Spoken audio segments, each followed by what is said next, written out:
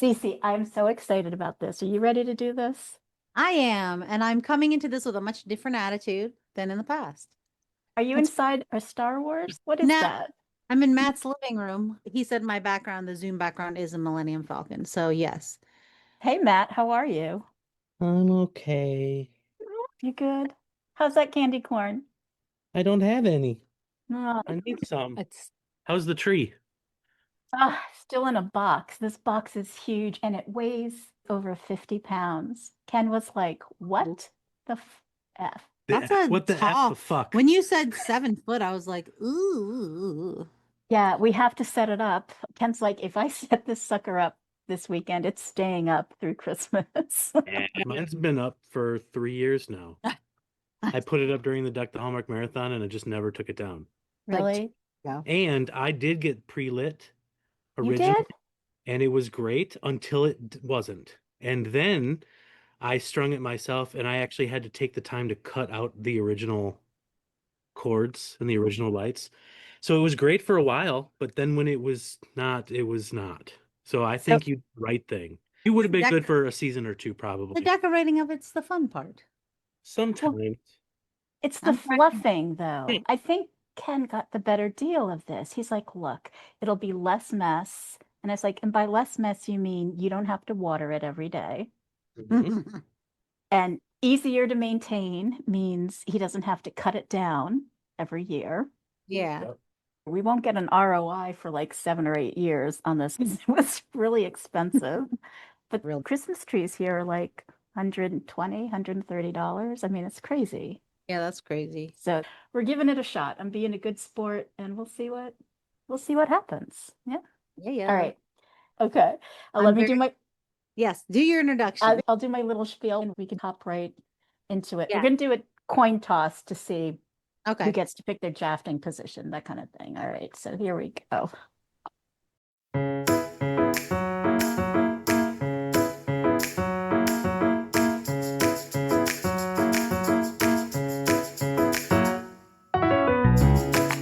Hi, everyone. Welcome to Hallmark Movie Drafts, the monthly podcast where guest panelists are all Hallmark movie enthusiasts who love to debate, rank, and create definitive top 10 lists of Hallmark movies. This is a bonus edition. We will be drafting a top 5 list of this Hall Stars movies using a slightly different drafting format. I'll explain that in a minute. But first, I'm Lynn Austin, usually your host, but today I'm drafting and joined by Cece Ponce.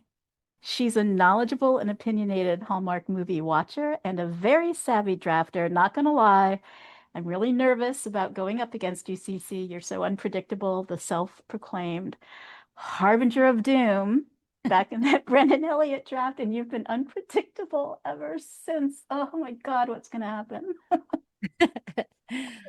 Well, I don't think anything bad is. I'm going into this with a very different attitude than in past drafts because the draft we're doing is someone that is, I think, overlooked and underappreciated by so many Hallmark movie fans. And I know that you and I are like the queens of her fandom in our little Deck the Hallmark community.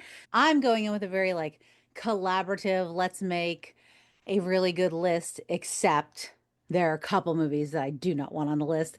And so, even like Matt, my boyfriend, was saying like, well, what's the point of the vetoes if you are going into this with a collaborative attitude? And it's like, well, the point is a couple of these movies are real duds. And I really don't want them on the list that's going to bear her name at the top of it. Yeah.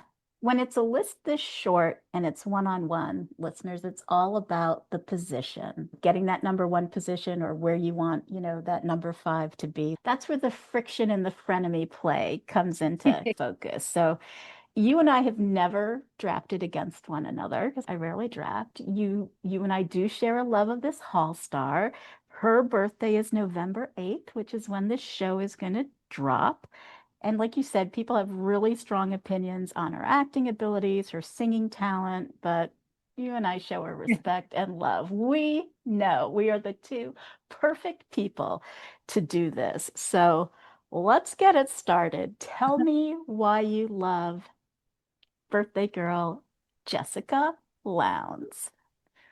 Um, so one of these movies, I'm not going to say which one because that might tell you where I'm going to draft it, but one of her movies was really my like first foray into Hallmark movies, or it probably wasn't the first one I watched, but it definitely was the first one that made me like, oh, I want to watch more of these.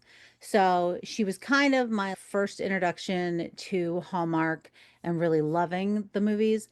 And then also, I just have a massive girl crush on her, so that helps. When I did get the opportunity to meet her at Christmas Con, she was just the nicest person. I saw her interacting with children and made me love her so much more. She was just like, you know, crouching down, getting on their level, talking to kids with respect and just like admiration for their fandom. She smells amazing. She smells like a vanilla pod. She's just, Mm. it seems like she's a lovely person. And I think just having so many people underappreciate her has made me love her even more because I think I see something in her that other people don't. And I do think she's a great actress. So, you know, that's all of it. Absolutely. We're doing a top five because she's only got 9 Hallmark movies in her Hallmark filmography, but she's been acting since 2005. She's a singer, she's a songwriter, she's a Yeah. musician. She plays piano, she plays the guitar, she's produced some of her projects. She's done rom-com TV movies on other channels, including a few on Lifetime that I absolutely love. They're not eligible for this draft, but listeners, if you're into Lifetime and you want to check out some of their rom-coms, she did 2 with Chad Michael Murray that I like. There's Mhm. 2020's Too Much Love, and the other one is Colors of Love. And of course, like I first found her outside of the Hallmark world in the 90210 reboot back in 2008, something like that. She was on there for 5 years as the troubled teen Adriana, and she was really good in it. I was happy to see her when she appeared in Hallmark. All right. Yeah. So she's clearly much more than just a pretty face. I'm so ready to throw down against you. Are you ready? Let's toss a coin. Let me explain the drafting format. You know it and I know it, but for this one, we've each got our own ranked top 5 list. We haven't shared it with each other. Now we're going to throw down against one another to figure out what's number 5 all the way up to number 1. And we're just going to alternate picks. One of us will be drafter B, who will get picks 4 and 2, and the other one will be drafter A, who gets picks 5 and 3. And then once we lock in 5 through 2, we'll toss the coin again to see who gets to pick the number 1. So Okay. it's a twist on the strategy too, because we won't know who gets that number 1 pick going in. And the best part is that we get 2 vetoes instead of Yes. 1, which just tells you how opinionated you and I actually are, because we don't want to burn a veto on number 5 and be done for the Oh, rest of the game. All right, here we go. I'm gonna toss this coin. What do you want, heads or tails? I'll I'm take shaking. tails. All right, it is tails. You win. Do you want to be drafter A or drafter B? I'm going to do B because I had trouble with number 5. So I want to see where you go with number 5.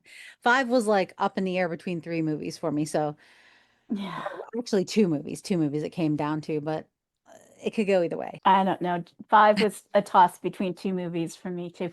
Oh, here's the other thing. Listeners, no cameos are eligible. That's usually the standard here. But a supporting role movie was eligible for this draft because she played a significant part in the movie if it comes up. So there are 9 eligible movies. You can see the list on Hallmark Movie Drafts on Instagram. Okay, so number 5. Oh my gosh. Um, all right. You know what? I'll just throw it out there. I'm gonna say Yes, I Do from 2018. This is her supporting role. You're so already shaking your head. It's her supporting role, but Jen Lilly and Marcus Rosner are the leads. She's plays Marcus's ex-girlfriend who shows up. It's basically Jen Lilly is unable to commit to getting married to Marcus. She's left Marcus Rosner's character at the altar twice. And then she decides, no, he's the one I want. Jessica steps in as a reporter, and she's like, I think I want him back. So there's tension there. And she interviews Jen Lilly's character, Charlotte. And that's how it goes. And I think she does a really good job. And it was really hard for me to pick between this one and another one, but that's my choice. Yes, I do at number 5. What do you think? All right. So I was trying to play nice, Lynn, but I think you know my personal feelings about Jen Lilly and my inability to not veto any of her movies that go onto a list I'm helping create. So I'm going to have to veto it because of my pure unadulterated dislike. I'm not going to say hatred because I don't know her personally, but I have enough knowledge of her as a person to dislike strongly Jen Lilly, and I don't want it on the list. So I'm All gonna right. veto it. I'm just gonna Vetoed. fly it higher. I think once it's vetoed, maybe we should have a rule that it can't go back onto the list. What do you think? Does that work for you? Um, Well, just we've never done this before. We'll see what happens. I do know your reaction to Jen Lilly, and you are not wrong. But I was thinking the Marcus Rosner of it all might yeah, compensate. No. I know. Well, then you leave me no other choice. My number 5 replacement is going to be a movie that is known by two different titles. You can find it either as High Flying Romance or The Kite Festival of Love. And in this one, she stars with Christopher Russell. There's a lot going on in this movie. She's the next door neighbor. Music comes into play. Chris Russell is, I think he's a widower. He's got a daughter who Jessica's character, Hannah, befriends. Takes place on a beach. Kites are featured prominently. There are a lot of layers here. There's some very nuanced performances by actually both of them. Chris Russell is kind of like in the same acting pool as Yeah. Jessica Lowndes is. People either think he's, really good or maybe kind of wooden. So they both tend to get a bit overlooked for their skills, but they do well here. And honestly, Chris Russell's always a mood for me. Jessica pulls it off here. And there's the aggressive ex-girlfriend that shows up as well. So there's some good tension play in the romance element. So that's my pick. High Flying Romance, also known as Kite Festival of Love. Okay, this was one of the two I was not sure about for number 5. So that's cool. Let's go. I Okay. think that anybody who doubts Christopher Russell's abilities should watch Mistletoe Promise. My Kelly Pickler movie that I love. He is great when he is playing a certain kind of character. He is maybe not the greatest romantic lead because he comes off a little cheesy sometimes, he comes off a little wooden sometimes, but when he has a comedic rapport with Tyler Hines in that movie, he actually shines as a really arrogant, really full of themselves, famous guy who just has this crazy, great, witty rapport with his best friend. I think he would be great if they had put him in something like, I know he doesn't have the star power for something like Three Men and a whatever it's called. He doesn't have the star power for it, sure. But if you put him in a movie where he's playing with other dudes and they're all being goofy and funny, I think he's would be really good. I just don't think he's made for the really deep, emotional acting chops are not where he shines. But I think he's a good actor. I think he's funny. I think he makes a lot of great facial expressions. We were actually rewatching one of the other movies he's in this draft for last night, Merry Matrimony. We were rewatching it, me and Matt, and we were just pausing sometimes on his face and just crying laughing because he just makes great facial reactions. I think he's a good actor. Do I think he's like the top of the Hallmark chain? No, but is he what people say about him? Not always. So I really like when he's with Jessica because I feel they both kind of get the short shift. I enjoyed this movie. It's not the best one she's ever done, but she's really good in it. And the child actor in it is really good. And he's good in this role. So I like it. Yeah, it's good. I like kites too. I like the beach. It had like nice beachy vibes. And also, I can't remember if she was like a best friend or a sister. Her name is Lisa Durupet. Durupet. Durupt. She's Derupt. I know exactly she's who that is. great. I love her in everything. I wish they would give her own movie. She's a Britt Bristow level to me of like just always when they're playing the secondary character, they almost outshine or you're as invested in them as the main characters. She's so good in the Nikki DeLoach, Andrew Walker. I think it's called A Dream of Christmas. Yeah. She's so good as the sister in that. She always elevates everything she's in. But I don't know that it would have been as great of a movie for me if she wasn't in it because I really love her. Every scene she's in, she steals for me. So I want to give a shout out to her. She's in a lot of Nikki's movies. She has some good roles in some Lifetime movie channel movies, so not rom-coms, but Mm-hmm. you're in distress, you're in Darker terror. affair. Yeah, the darker things that we all love. And she looks a lot like Nikki too. Like they could be sisters Mm-hmm. when you see them in the same movie together. So yeah, shout out Lisa, which is good. All right, it's your turn. What are you going to throw at me for number 4? Okay. This is one that could have been a little higher for me. Mix Up in the Mediterranean will be my choice for number 4. It's starring Jessica Lowndes and Jeremy Jordan Yeah, Jeremy as Jordan. he's playing twins, a gay twin, a straight twin, both culinary geniuses. There's a world-renowned culinary competition in Malta taking place.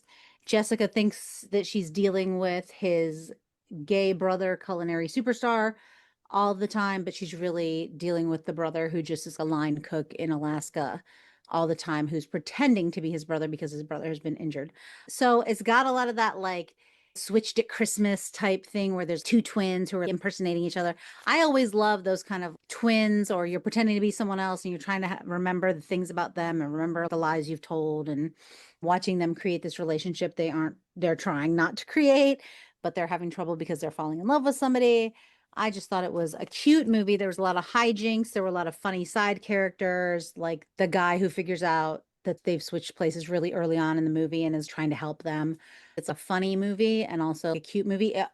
It would have been higher on my list, except Jessica's makeup in this movie, no shade to the makeup artist, whatever instructions they were probably given, did not match the vibes of the movie. She had on going out to a club makeup when they're in the daytime in Malta. Everything is white and blue.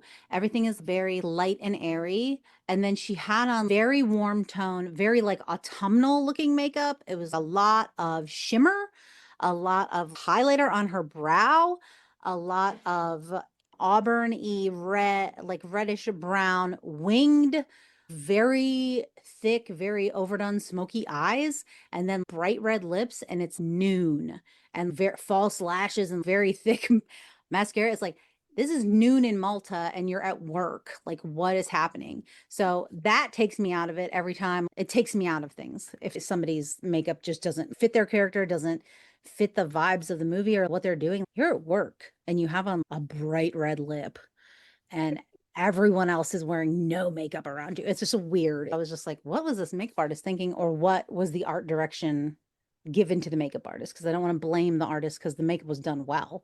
It just didn't fit the movie. She still looks good, but I Oh, I it I looks agree.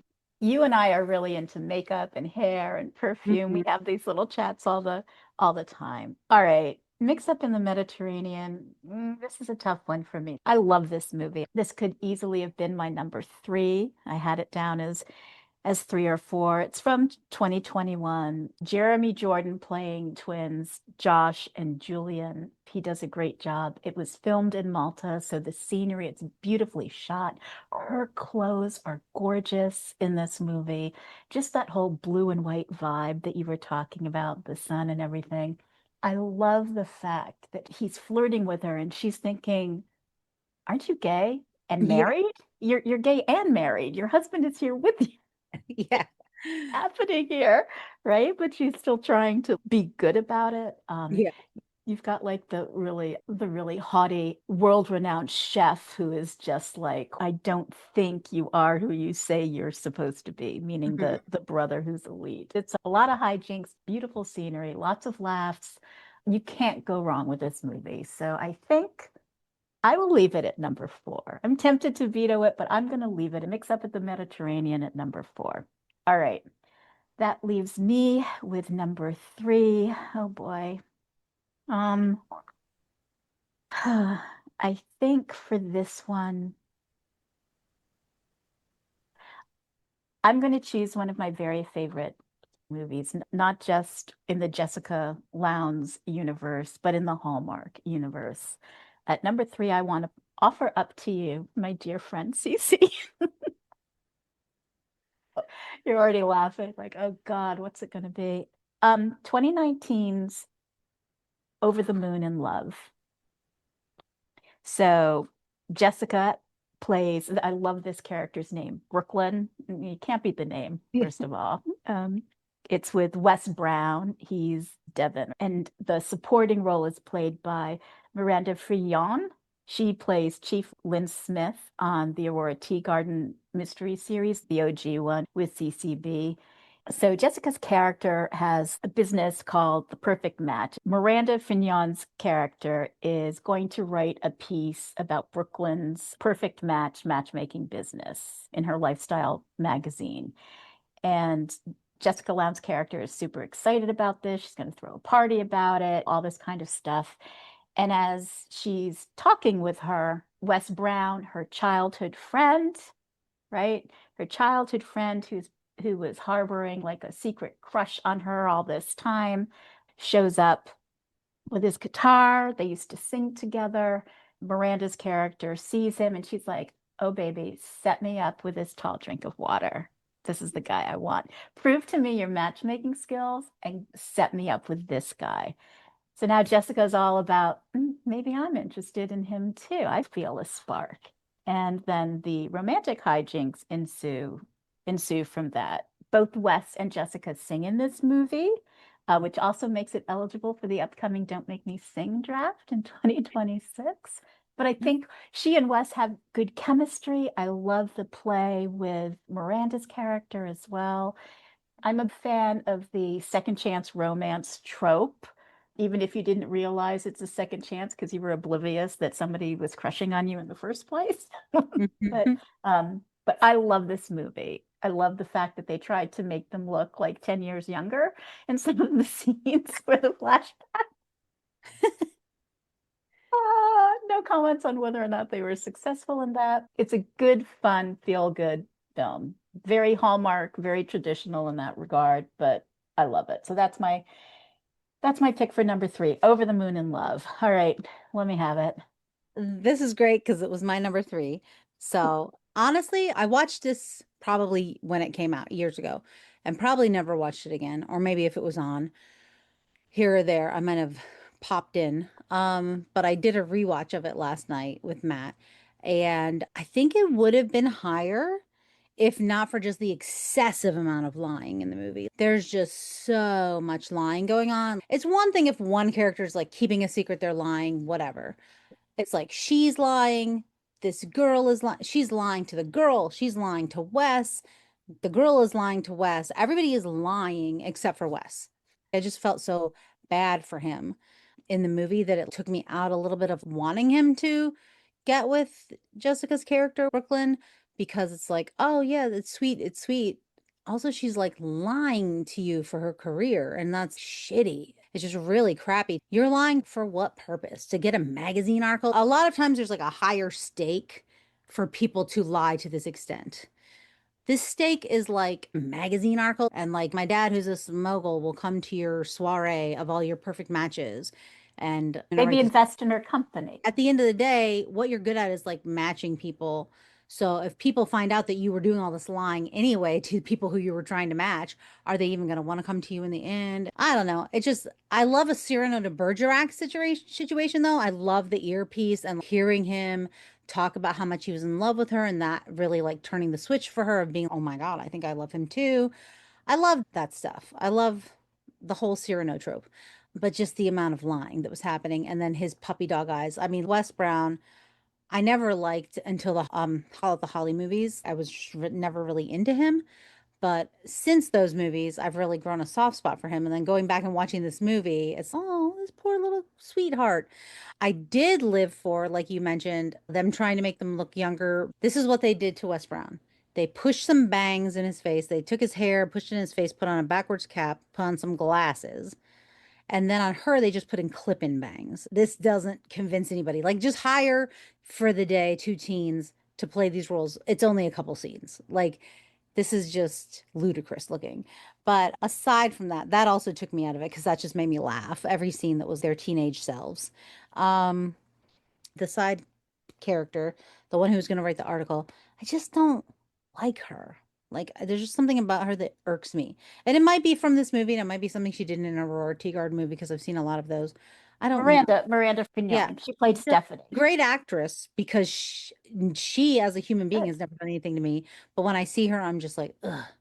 And it's probably from watching this movie years ago. I don't know. I'm so glad you mentioned the whole Cyrano de Bergerac trope Yeah. because I forgot to say that as part of Jessica's character realizing that maybe she does have feelings for Wes Brown's character is that she's feeding lines Hmm. to Miranda's character as to what to say to Wes Brown and cluing her in on the things that Wes Brown likes so that Miranda's character isn't being her authentic self. But Yeah. um, And so yeah, another thing I don't really understand at the end of the day is why would you want to get matched with somebody who you're lying to them and you're saying, I love live music. This guy's going to take you to concerts for the rest of your life. And you don't like live music. It just seems silly to me. I know he's hot, but maybe it's because I'm 51 years old.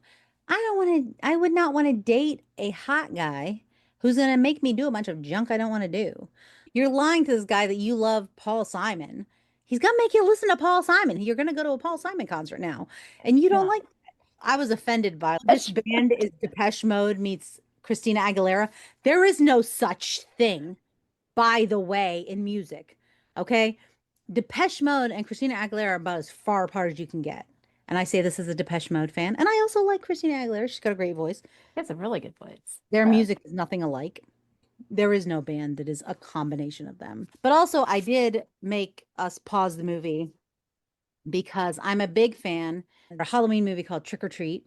That is one of my favorite movies.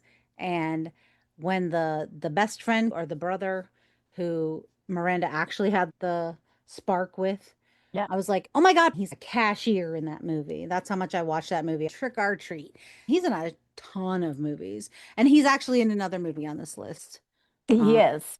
yeah, I just love him as an actor. I wrote his name down. Matthew Kevin Anderson. He just has great facial expressions, great reactions. And I liked that he was in it and that he's in another one of these movies. So, Yeah, it's a good cast. I'm with you on the yeah. Wes Brown thing. Nothing wrong with Wes Brown. It was never really hyped up about him until the Haul Out the Holly movies.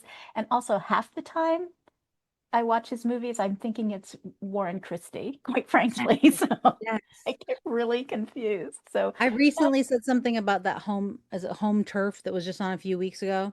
And I yeah, was, oh, Wes Brown is great in this movie. And someone was I like, it's know. Warren Christie. It's I not Wes know. Brown. Like, oh yeah, you're right. I did the same It just thing. it could be like a brothers situation for sure.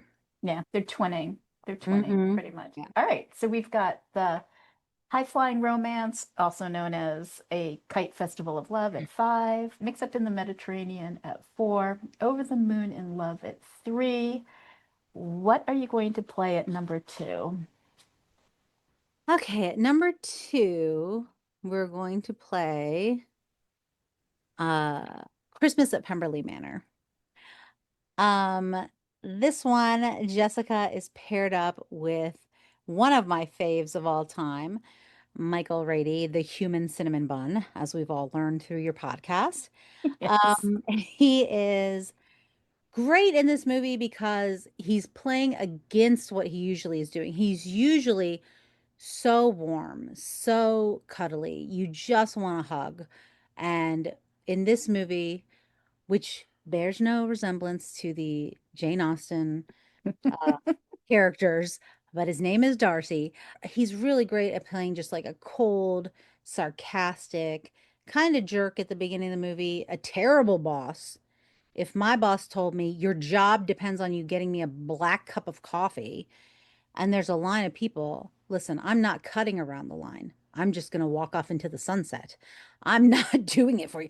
I'm not, I'll lose my job, I guess. I'm not cutting in front of a bunch of people. And I know he meant it as a joke, but his character is just goes from so closed off to such a warm and open character by the end. And I know it's not a Michael Rady draft, but just he elevates the movie. He's just great with her. And a lot of times one of the criticisms I think is that Jessica Lowndes is not good at creating chemistry with people, but I feel their chemistry in this movie is off the charts. The looks they're giving, she is to me the queen of the puppy dog eye, of the looking up, the quick little flutter of the eyelashes.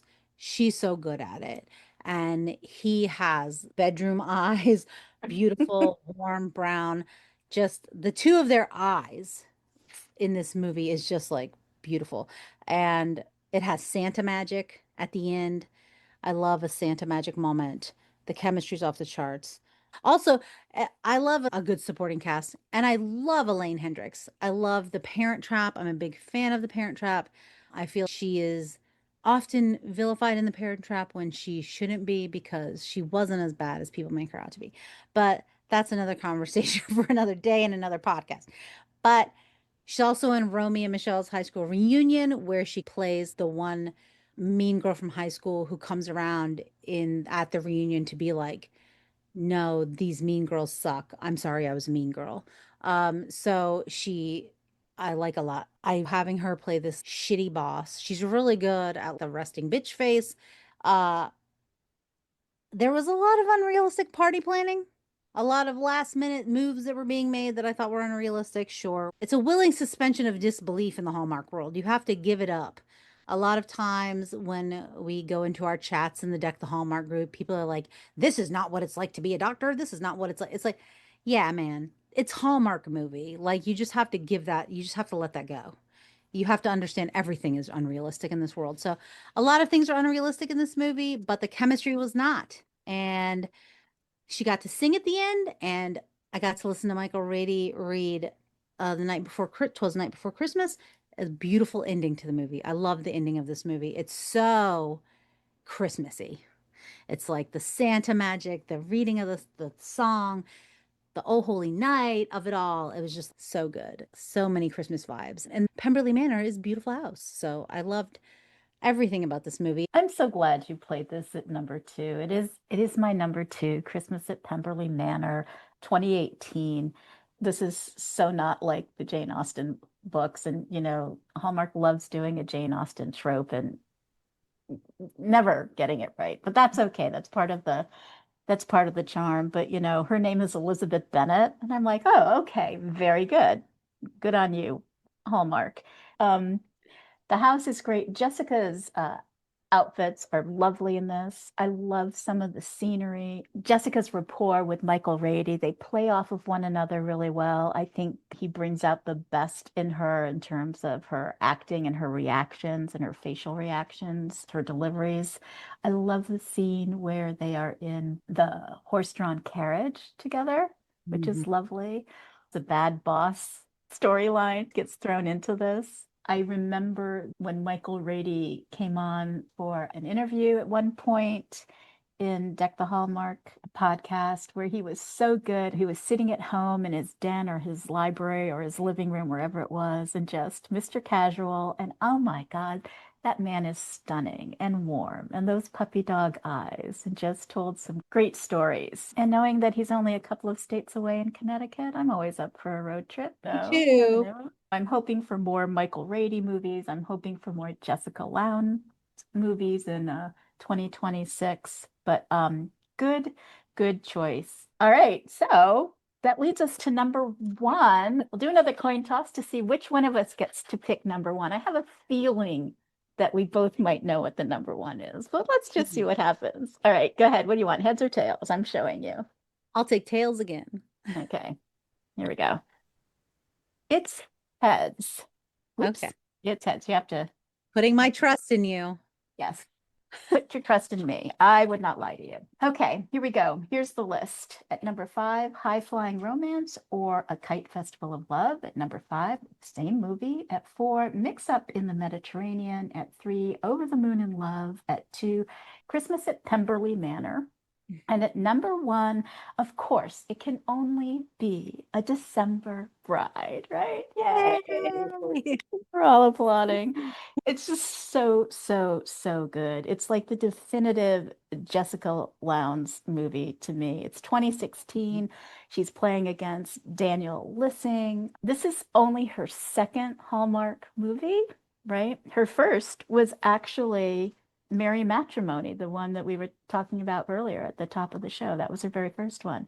So to have this one that is really popular, even with people who don't gravitate normally towards her movies. It's just wonderful. She plays Layla, and her ex-fiance is marrying her cousin. And Layla's got to go to this wedding and she's got to find a date. And she's not thrilled about this. So she ends up going to the wedding with Seth Murphy. That's Daniel Lissing's character, even though he's the one who's responsible, as she feels, for introducing her cousin to her fiance. But she's going to go with him. She's out of options.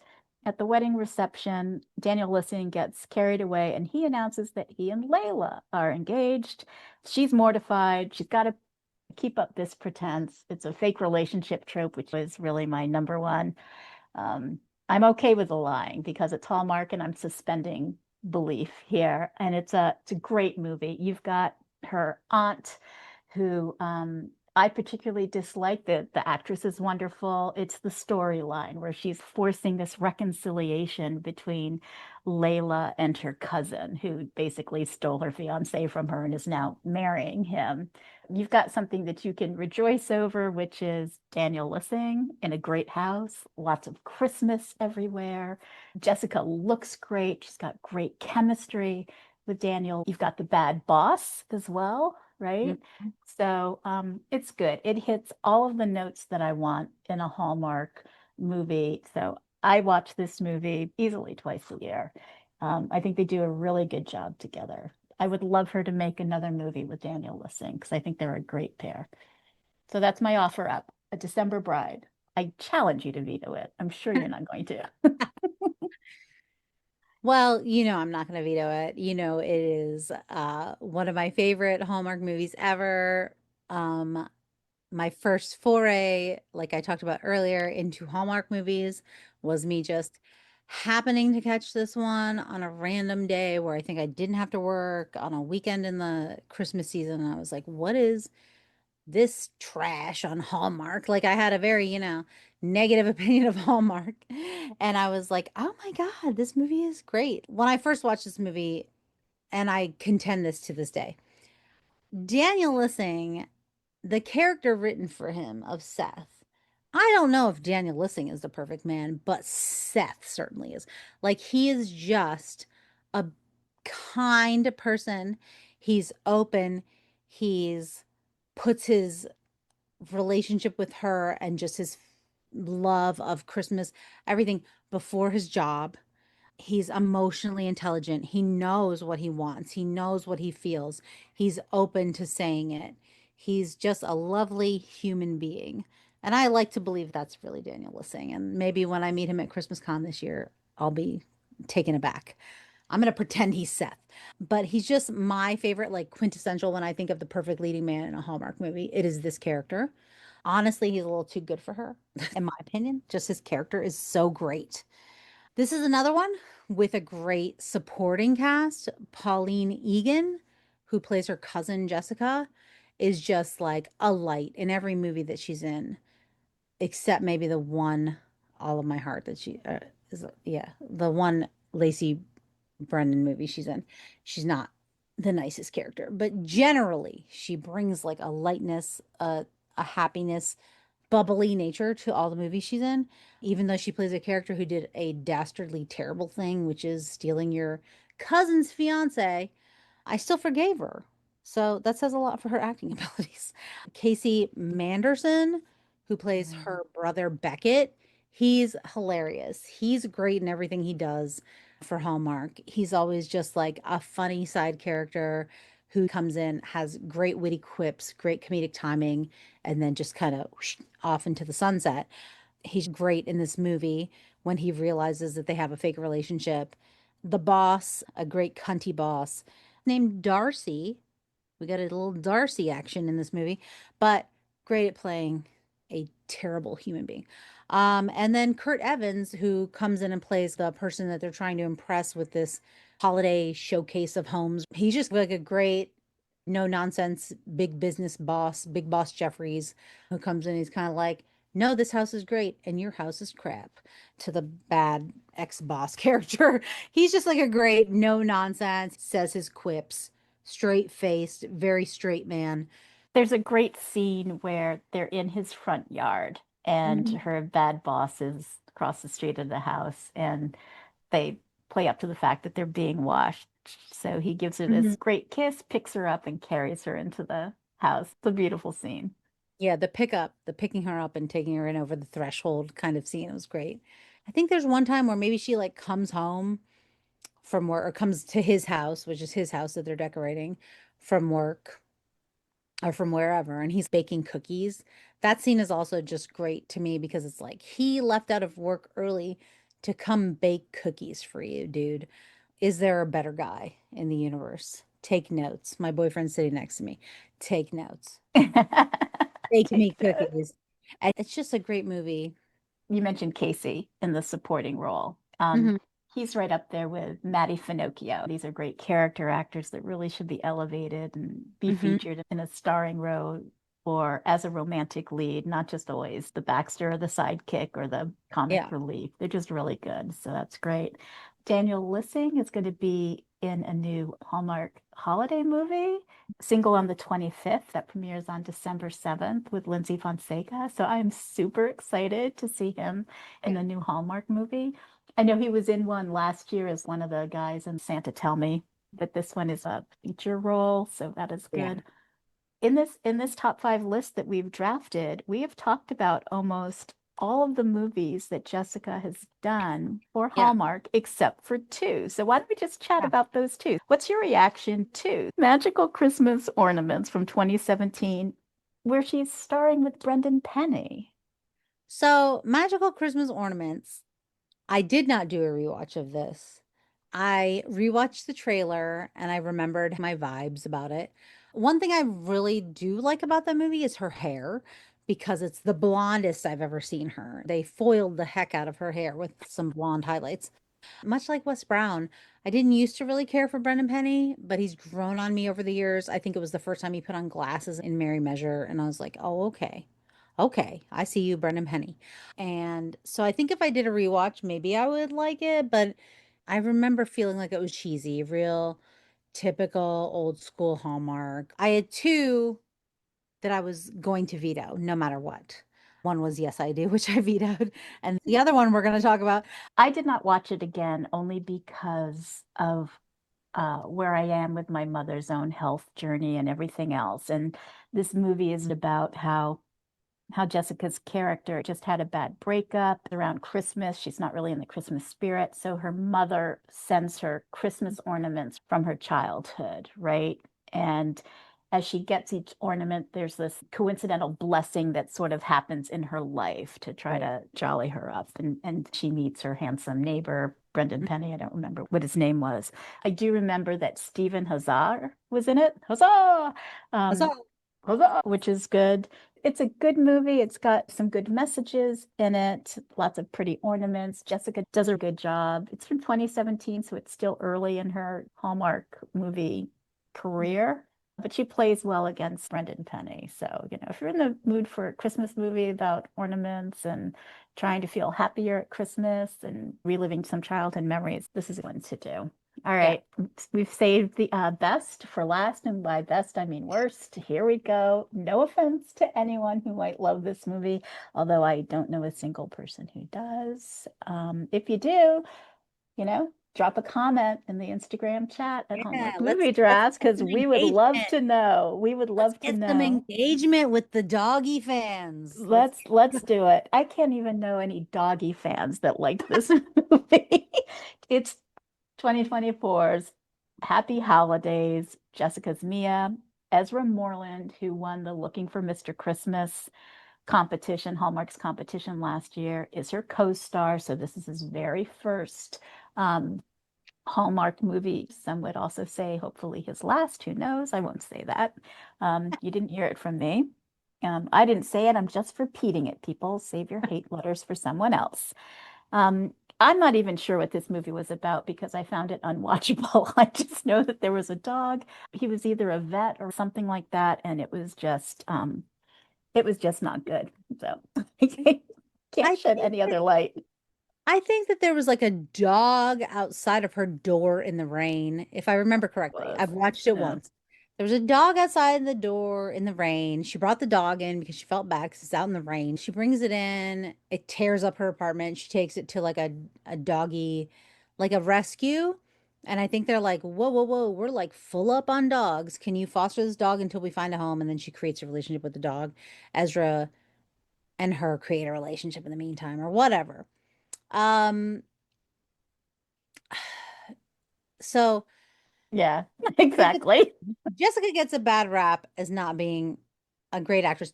One thing I did like about this movie, 99.999% of the time, the characters, and they're getting away from it a little bit. Usually they thrust this upon Kimberly Sustad, but the character in this movie is a little bit of a hot mess. 99.9% of the time, the female lead in a Hallmark movie has her shit together, so to speak, quote unquote. She's a big boss lady, a big business girl who's got her life together and then falls in love with a hometown boy or whatever the trope is. And gives Uh, it all up. this character falls asleep with a bag of chips in her bed, which I can relate to from my 30s or whatever age Jessica Lowndes is, like that era of my life. I was falling asleep with chips in the bed. I was falling asleep watching well, I still fall asleep watching Netflix. But she just was a very relatable character to me. And that was one thing whoever wrote this movie I appreciated was like she was definitely like a sweats in a bun, chips in the bed, waking up like half in the bag or what like whatever, like waking up with a hangover, chips in your bed. Uh I liked that character. I liked that aspect because I think Hallmark could use a dose of like more realistic characters. I think that's been said for years. We need more representation. Not everybody is a buttoned up Candace Cameron Bure character uh in this world. I love that you said, I'm sorry. I love that you said half in the bag, but we both know it was a potato chips bag. Yeah, it was a potato chip bag. Not what I'm talking about from my personal life. Not like you But and me, right? no, not half in the bag, drunk off ciders. Um, Exactly. but yeah, she's just a more relatable in that way, just in the surface level. So I did appreciate that. I talked to Cindy Busby about this at Christmas Con. I'll give a shout out to the Unwrapping Christmas movie, Olivia's reunion last year, where the character had streaks of colored hair, of red and green pieces of hair in her hair. And Cindy Busby said it was written in the script, and she thought there's no way Hallmark is letting this happen. They're not going to let me have streaks of colored hair. And they did. And they did it in the movie and they let it happen. So I love it as someone with blue hair. I love that they let that in. Do more of that, Hallmark. Listen to this podcast and do more relatable characters. Like the representation every year, every time I see something, I get so excited. So it was lovely to have a character who was just like a basic white girl, but also had chips in her bed. So I loved that for us. But the Ezra Moreland of it all, like I just can't. In our Deck the Hallmark community, we did a little game where we picked our three favorite people and who we thought would win. And he was the last person because you want to know what something on his thing was. He loves oatmeal. You love oatmeal and you want me to vote for you to be in a Hallmark movie or root for you to win this show? And then he won the show? Bro, no. I was like, this is the most boring guy from this show. And then he's the one they picked. And Matt earlier unlocked for me a traumatic memory of when Jessica Lowndes asked me at the last Christmas con, how did I think Ezra did? And I was like, well, he wasn't the person I would have picked from the show. And she looked crestfallen. And I'm very sorry to her if she listens to this that I said that to you in person, but he sucks and he's terrible and he was not good in this movie and he brought you down. So you can have all your adventures with him on TikTok and Snapchat and whatever. They were posting stuff Oh after. yeah. Instagram was I'm sorry. smoking with their, yeah. Sorry, he might be a great person in person. He might be fun to hang out with in a convertible driving around LA. He sucks at acting, and I'm not going to apologize for that. He brought her down. He is Wood. People say that about Christopher Russell is like fucking the insane clown posse in comparison to Ezra Moreland. Like he is off the charts, full of energy and life and just screaming. In comparison to Ezra Moreland, he's Ozzy Osbourne. Like He's chewing the scenery in comparison he's to. screaming at the top of his lungs, like in your face. There is no less piece of wood in this universe than Ezra Moreland, and I don't care. What? Write me the hate mail. Send it to me. Oh, I love Send you, me Cece. all your complaints about Ezra Moreland and shirt jacks that you have. No, Send there are no complaints about shirt jacks. But I was definitely going to veto it just because of his involvement. And please, crossing my fingers that Finding Mr. Christmas goes better this year and they pick somebody who's Worthy. worth it. Yeah. Yeah. Ezra didn't earn it and he was not worth it. So let's pick somebody better this year. I'd love it if they picked somebody who wasn't a typical looking person or a typical acting person. They definitely went for the least offensive of the bunch in Sort that of a cookie cutter. Yeah. it was definitely Cookie like cutter. who fits in this mold the best. And guess what? Like a lot of us don't want to see that. We don't like that mold. We're kicking that mold to the curb. We're creating our new molds. Ali Liebert is bringing us to the forefront with new molds, these new minds and voices at Hallmark that I love, like her and Luke McFarlane, and even like Ashley Williams. I don't think she's interested from my conversations with her at Christmas Con. She's not interested in doing the same thing over and over. People don't want the same thing over and over. You're saddling these actors with the same stuff every year. I love that they only did 24 movies this year. If I thought those 24 movies were original, and it doesn't look like they are. But anyway, Well, we'll that's see. another We'll conversation see. for another podcast. Another, Season. yeah, that'll be taking place when I drop the 10 best holiday movies of 2025, which I always isn't, look forward to that one. yeah, I have the expert panelists back again for their Mhm. 4th year Yeah. drafting. You know, they deserve the title of expert for sure. Yeah. Cece, before we wind this down, I want to say one more thing about Merry Matrimony, because I think I sent you this shot in our chat the other. Jessica Lowndes in that blue, tealy, green dress that she is poured into Yes. at Chris Russell's photography exhibit at the gallery. So talk about a girl crush. She is so smoking hot in this dress, the look on her face, the hair, the makeup, everything. I showed that photo to my husband, and my husband's like, if she was in a Hallmark movie, I would watch her. Yeah. So, Yeah. Matt just faux like wiped drool off his face for that. yes, Thing. yes. She looks absolutely great. And she, Everything was in its place. yes, everything was in its Right. place. And She had a high ponytail. this was such a blast. I'm so glad you did this with me because this is the draft that nobody asked for except for you and me. I can't wait to see what the ratings are. It is a bonus drop, so it's gonna come out on her birthday on November 8th. So listeners, listen.